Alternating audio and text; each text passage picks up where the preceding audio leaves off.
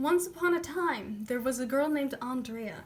She was being followed by these mysterious creatures throughout her homeland, and she decided that she needed to do something about it, to talk to a sun god, a mysterious sun god in a different land.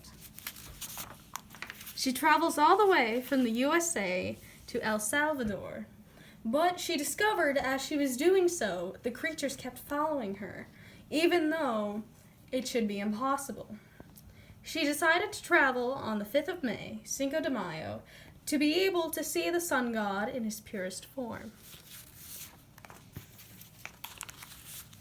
As she's walking through the cities, she's starting to realize that these creatures keep following her more and more. They just don't seem to stop. It's almost like as if this day they were everywhere, even though the crosses should have expelled them in the power of God. The cities were beautifully decorated, but the more they were decorated, it seemed the more creatures there were to try to get rid of those decorations. Stealing food, hiding everywhere. They really didn't like the decorations around the crosses. She met the sun god at once behind a lovely house. The cross was decorated with food and galore, and the creatures were still nearby. The sun god said to her, "If you want to get rid of these creatures, you must make sure every single one of these crosses are decorated to make the power of me and all the other gods finally get rid of these creatures." She made it a deal, and she left with swiftness. Most of the crosses were decorated, except for one.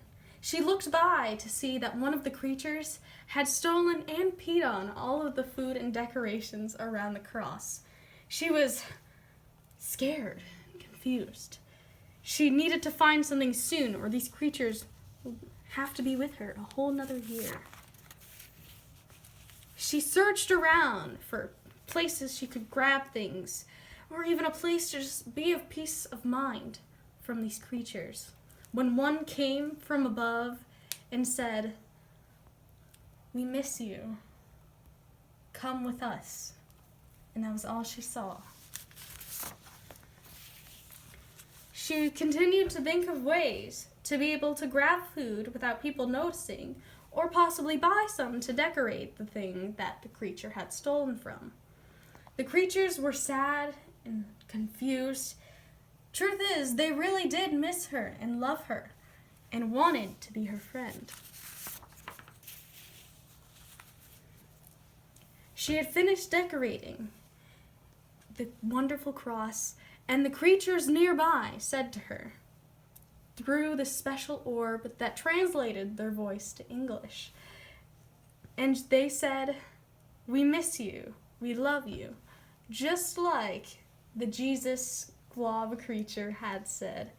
And she started to realize that they were just following her because they cared about her and wanted her company.